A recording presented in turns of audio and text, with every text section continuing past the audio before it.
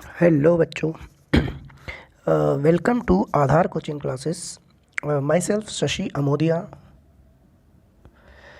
आज का topic start करते हैं मैट्रिक्स, जो कि मैथमेटिक्स में क्लास 12 एनसीईआरटी का चैप्टर नंबर 3 है। First of all we discussed about the introduction of matrix. What is matrix? Matrix is a set of numbers arranged in row and columns so as to form a rectangular array. It is represented by a square bracket. बच्चों, matrix होता क्या है? Basically कुछ datas होते हैं, कुछ numbers होते हैं, चाहे वो रियल नंबर हो या कॉम्प्लेक्स नंबर हो, वो किसी फॉर्म में अरेंज किए जाते हैं और एक रेक्टेंगुलर बॉक्स में या स्क्वायर ब्रैकेट में अरेंज किए जाते हैं, वही आपका मैट्रिक्स कहलाता है. फॉर एग्ज़ाम्पल, एक मैट्रिक्स है जिसमें कुछ नंबर्स लिए हैं लाइक 2, 4, 3 एंड 8. इसमें ये जो नंबर्स हैं ये एक स्क्वायर ब्रैकेट में रिप्रेजेंट है और इसी रिप्रेजेंटेशन को मैट्रिक्स कहते हैं. नाउ अब बात करते हैं हम ऑर्डर ऑफ मैट्रिक्स की, कि ऑर्डर ऑफ मैट्रिक्स होता क्या है. बेसिकली इसे डायमेंशन भी कहा जाता है. सो एक एग्जांपल लेते हैं कि ऑर्डर को हम कैसे रिप्रेजेंट करेंगे. एक एग्जांपल में देखते हैं हम कि हमारे पास सम नंबर्स हैं लाइक 2, 5, 1, 4, 6, 3, -2 एंड 0. सबसे पहले हम बात करते हैं कि इसमें जो हॉरिजॉन्टल लाइन है, यहाँ पर जो हॉरिजॉन्टल लाइन दिख रही है आपको, एक ये दिख रही है और एक नीचे ये दिख रही है. इसमें कुछ नंबर्स हैं 2, 5, 1, 4. तो एक हॉरिजॉन्टल लाइन ये है, इसे हम रो कहते हैं. एक सेकंड लाइन है इसी के नीचे 6, 3, -2 एंड 0. इसमें नंबर हम कुछ भी ले सकते हैं. तो यहाँ पर जो नंबर ऑफ़ रोज़ हैं वो 2 हैं. ऐसे ही वर्टिकल लाइंस हैं. पहली वर्टिकल लाइन है आपके पास जिसमें नंबर है 2 एंड 6. दूसरी वर्टिकल लाइन है 5, 3. तीसरी वर्टिकल लाइन में जो नंबर है वो है 1 एंड -2. एंड जो फोर्थ वर्टिकल लाइन है उसमें नंबर है 4, 0. तो जो नंबर ऑफ़ रोज़ हैं एंड नंबर ऑफ़ कॉलम्स है, उन दोनों का जो प्रोडक्ट होता है उसे हम ऑर्डर से डिनोट करते हैं. सो बच्चों, ऑर्डर का जो फार्मूला होता है वो होता है number of rows into number of column. तो इसमें हम देखते हैं कि इसमें नंबर ऑफ़ रोज़ कितनी है. इसमें हमें नंबर ऑफ़ रोज़ 2 दिख रही है और जो नंबर ऑफ़ कॉलम्स हैं वो दिख रहे हैं आपको 1, 2, 3 एंड 4. तो इसका जो डायमेंशन होगा वो होगा 2 × 4. तो इसका एक ऑर्डर बन गया है 2 × 4 का. एक छोटा सा एग्जांपल और लेते हैं हम. इसमें मान लेते हैं A, B, C and D और ये हमने स्क्वायर ब्रैकेट में लिखा है. इसमें हम देखते हैं कि नंबर ऑफ़ रोज़ कितने हैं. यहाँ पर हमें नंबर ऑफ़ रोज़ दिख रहे हैं नंबर 1 एंड नंबर 2. तो इसमें नंबर ऑफ़ रोज़ कितना होगा 2. ऐसे ही हम इसमें देखेंगे कि नंबर ऑफ़ कॉलम्स कितने हैं. तो यहाँ पर हमें नंबर ऑफ़ कॉलम्स दिखे 1 एंड 2, तो मल्टीप्लाई बाय 2. तो इसका ऑर्डर हो जाएगा 2 × 4. ऐसे ही हम एक और एग्जाम्पल देखते हैं. मान लीजिए यहाँ पर लिया हमने 1, 2 एंड 3. अब यहाँ पर हम देखते हैं कि नंबर ऑफ़ रोज़ कितने हैं. तो हमें दिखा कि नंबर ऑफ़ रोज़ है 1, 2 and 3 and number of column कितने हैं 1. तो इसका ऑर्डर हो जाएगा 3 × 1. ओके बच्चों, अब हम आते हैं इसमें एक नई चीज़ पे. ये इसका एक जनरल एग्जांपल होता है कि इनकी पोजीशंस क्या क्या होती है. लाइक मैंने एक एग्जांपल लिया, मैंने लिखा A इक्वल ऑफ 1, 2, 3 एंड 4. अब यदि मैं बोलूं कि यहाँ पर 1 जो है उसकी पोजीशन क्या है, 2 की पोजीशन क्या है, 3 की पोजीशन क्या है एंड 4 की पोजीशन क्या है. तो इसकी पोजीशन के लिए एक जनरल फार्मूला है. इसमें दे रखा है आपको नंबर ऑफ़ रोज़ में. फर्स्ट रो में देखिए A11, then A12 and A13 and so on. Then second row में A21, A22, A23 and so on, A31, A32, A33 and so on.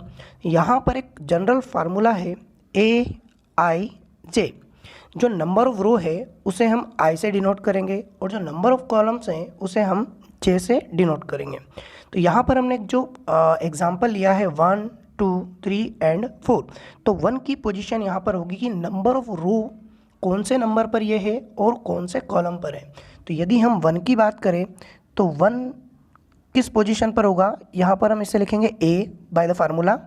I मतलब number of row first row में है and number of column ये भी first column में है। तो इसकी जो पर्टिकुलर पोजीशन होगी वो होगी A11।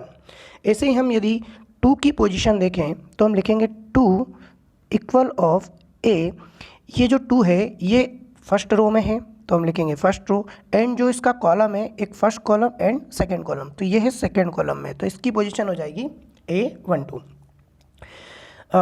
सेम एज 3 की पोजीशन हो जाएगी ये सेकंड रो में है एंड फर्स्ट कॉलम में है, तो इसकी पोजीशन हो जाएगी A21 and the position of 4 then second row and second column, तो इसकी पोजीशन हो जाएगी A22।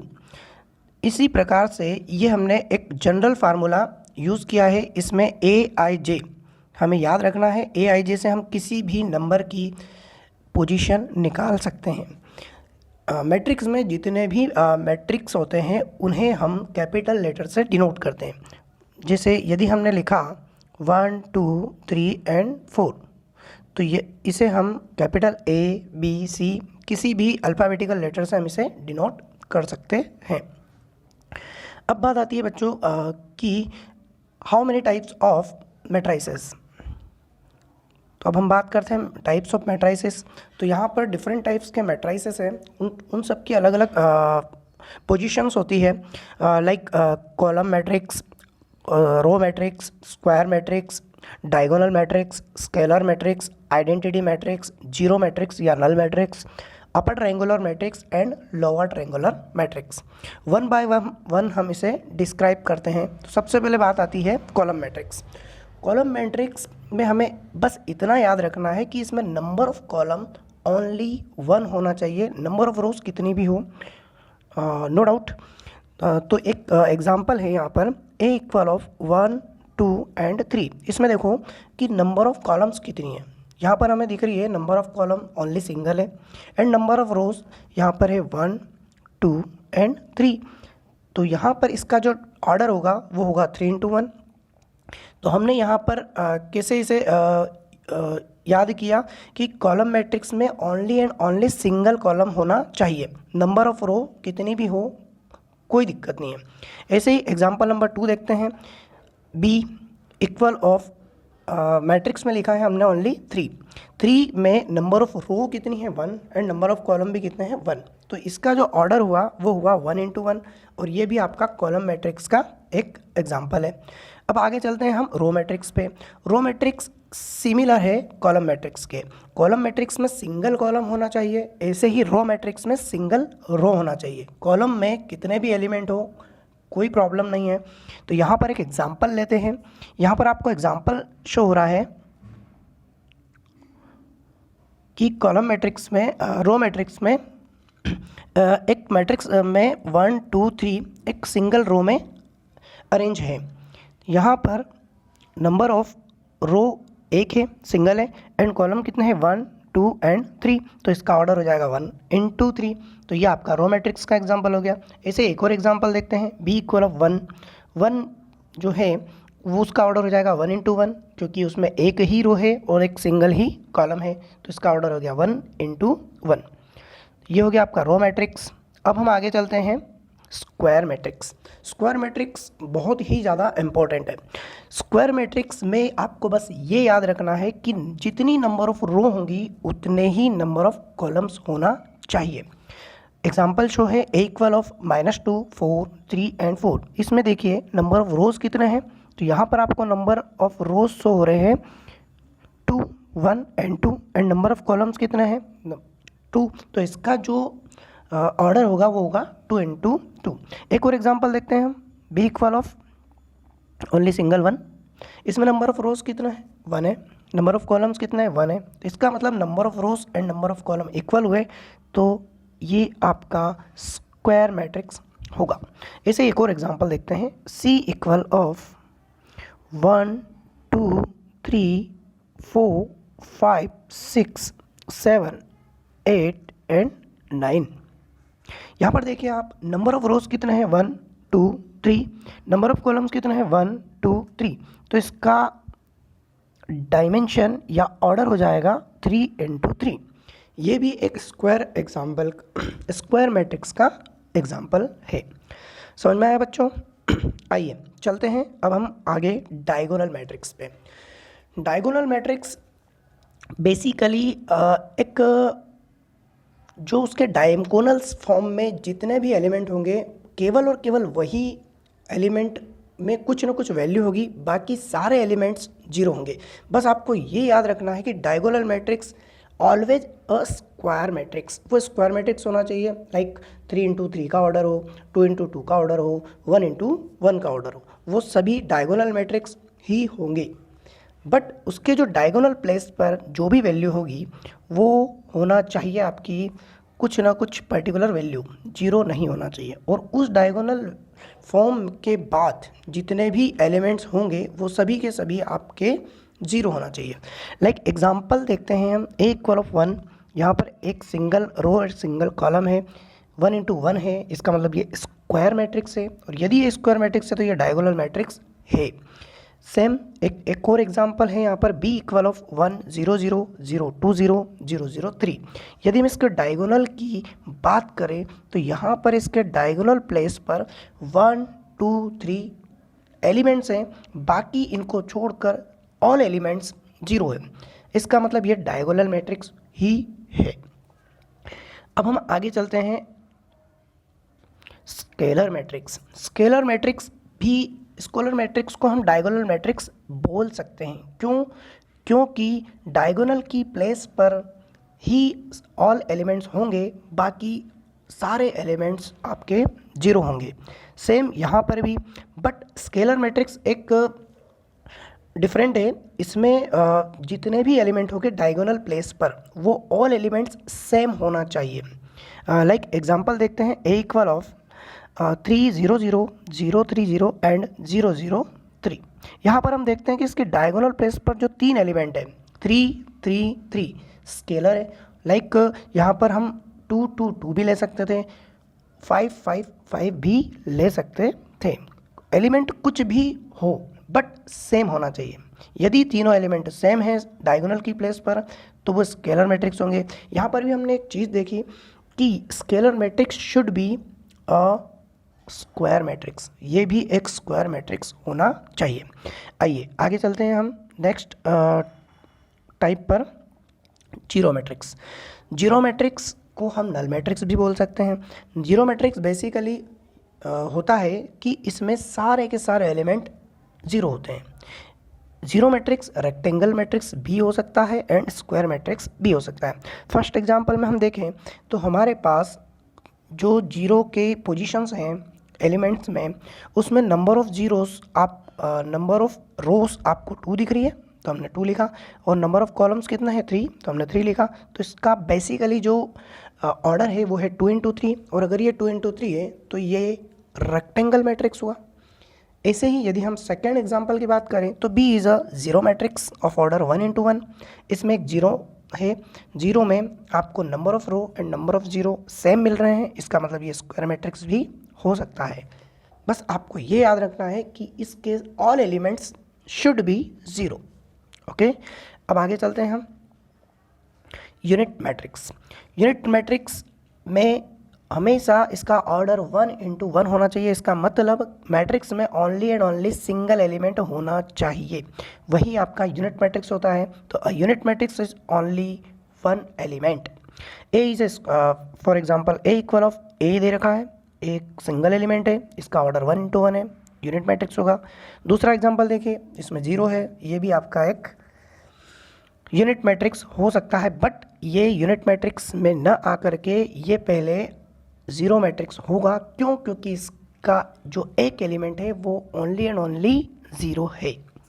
अब आगे चलते हैं हम नेक्स्ट पर lower triangular matrix. Triangular matrix basically 2 types के होते हैं। इसमें एक लोअर ट्रायंगुलर मैट्रिक्स होता है और एक अपर ट्रायंगुलर मैट्रिक्स होता है। इसको याद रखने के लिए बच्चों एक फार्मूला है जिससे कि आपको बहुत अच्छे से समझ में आएगा। ये लोअर ट्रायंगुलर मैट्रिक्स जो होता है इसमें हमेशा जो इसकी पोजीशन होती है Aij will be 0 if I is less than 2j। ये आपको याद रखना है लोअर ट्रायंगुलर मैट्रिक्स के लिए। यहाँ पर एक ट्रायंगल शो हो रहा है, कैसे? यहाँ पर देखिए कि ये जो ट्रायंगल फॉर्म है, इस ट्रायंगल फॉर्म में ही आपको एलिमेंट कुछ ना कुछ दिखेंगे, बाकी जो बचे हुए एलिमेंट्स है वो 0 होंगे। यहाँ पर हमने लिखा Aij will be equal of 0, that means if I is less than 2j। अब आपको पता है कि इस 0 की पोजीशन है A12 क्योंकि इस फर्स्ट रो और सेकंड कॉलम में आ रहा है तो इसकी वैल्यू 0 है। ऐसे ही आप देखोगे A13 इक्वल ऑफ 0 है क्योंकि ये जो 0 है इसकी पोजीशन भी। ऐसे ही यहाँ पर ये कौन सी पोजीशन पे है? A23 मतलब सेकंड रो और थर्ड कॉलम में है, ये भी 0 है तो इसकी वैल्यू भी क्या होगी? 0 होगी। इसका मतलब लोअर ट्रायंगुलर मैट्रिक्स को याद रखने के लिए आपको ये फॉर्मेट रखना है कि I इज लेस देन 2 0। यह आपका लोअर ट्रायंगुलर मैट्रिक्स होगा। ऐसे ही अब बात आती है अपर ट्रायंगुलर मैट्रिक्स की। अपर ट्रायंगुलर मैट्रिक्स जस्ट अपोजिट होता है, इसमें I is greater than 2j। इसका मतलब यहाँ पर एक ट्रायंगल शो हो रहा है, ये ट्रायंगुलर मैट्रिक्स का एग्जांपल हो गया। अब यहाँ पर ये जो पोजीशन है 0 की, ये हमेशा I की वैल्यू j की वैल्यू से बड़ी होना चाहिए। यदि हम इस पर्टिकुलर 0 की बात करें तो इसकी पोजीशन है, ये सेकंड रो में है और फर्स्ट कॉलम में है। इसका मतलब हो गया A21, यहाँ पर I की वैल्यू j की वैल्यू से बड़ी है। ऐसे ही इस 0 की पोजीशन देखें हम तो यहाँ पर ये थर्ड रो में है और फर्स्ट कॉलम में है, इसकी वैल्यू भी क्या होगी? 0 होगी क्योंकि हमने लिखा था Aij इक्वल ऑफ 0 होना चाहिए। सेम इस 0 की पोजीशन देखें हम तो A3 क्योंकि रो नंबर 3 है और कॉलम नंबर क्या है आपका? 2, तो A32 विल बी 0। यहाँ पर भी नंबर ऑफ रो की पोजीशन नंबर ऑफ कॉलम से ग्रेटर है, इसलिए ये अपर ट्रायंगुलर मैट्रिक्स का एग्जाम्पल है। अब हम बात करते हैं आगे इक्वालिटी ऑफ मैट्रिक्स। ये एक नया टॉपिक है। इक्वालिटी ऑफ मैट्रिक्स बहुत ही इंपॉर्टेंट है। इसमें आपको दो चीज़ों को याद रखना है कि इक्वालिटी ऑफ मैट्रिक्स, यदि हम कोई दो मैट्रिक्स की बात करते हैं, यदि हमारे पास मोर देन वन है तो उस मैट्रिक्स को हम मैट्राइसिस पढ़ते हैं। क्या पढ़ते हैं? मैट्राइसिस बोलते हैं। यदि हम पर्टिकुलर सिंगल मैट्रिक्स की बात करें तो वहाँ पर एक ही मैट्रिक्स होगा। यहाँ पर यदि हम किसी दो मैट्रिक्स को कंपेयर करते हैं तो वो इक्वल कब होंगे? तो उसकी दो कंडीशंस होती है।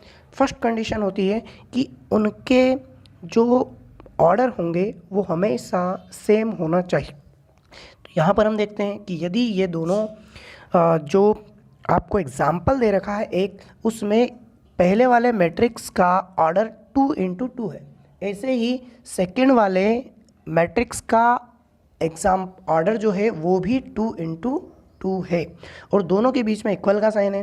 तो पहली कंडीशन ये क्लियर होती है कि इफ़ इक्वालिटी ऑफ मैट्रिक्स में क्या होगा कि उन दोनों के order should be same. Then the second part is there corresponding elements will be equal, और उनके करस्पॉन्डिंग एलिमेंट भी क्या होना चाहिए? इक्वल होना चाहिए। यदि हम x की बात करें तो x की पोजीशन है A11। ऐसे ही यदि हम दूसरे मैट्रिक्स में A11 की पोजीशन की बात करें तो यहाँ पर 2 है। इसका मतलब x इक्वल होना चाहिए 2 के। यदि x 2 के इक्वल होता है तो ये इक्वालिटी ऑफ मैट्रिक्स होगा। ऐसे ही y की पोजीशन, यदि हम इसमें बात करें इसके करस्पॉन्डिंग एलिमेंट की, तो y हो जाएगा आपके पास 4।